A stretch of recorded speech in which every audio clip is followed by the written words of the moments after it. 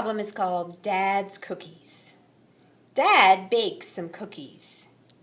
He eats one hot out of the oven and leaves the rest on the counter to cool. Dave comes into the kitchen and eats half a dozen of them. So we know half a dozen is 6, so we've marked 1 that Dad has eaten so far and 6 that Dave has eaten. Then Kate wanders by. She eats half as many as Dave. So I'm going to measure out about half of Dave's amount, which would be 3, and mark that for Kate's cookies. Kate and Eileen walk through next.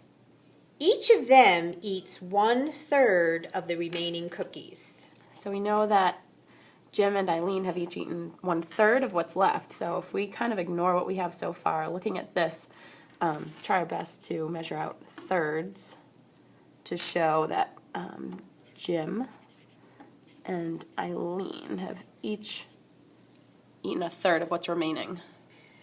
Hollis comes into the kitchen and eats half of the cookies that are left on the counter.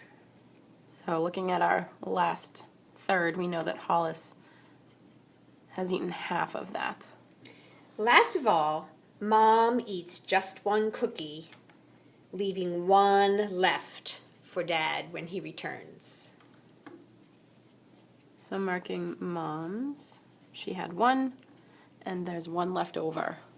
So now that we have these blanks to fill in, we know that Mom had 1 and there's 1 left over. Hollis had the other half of that, so we know those 2 together equal 2 cookies that she's eaten. So if we look at this, 1/3, it's equal to 4.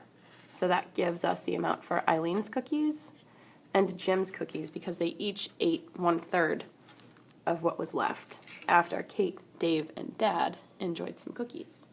So all together, if you add these up, you will get your answer of 22 cookies.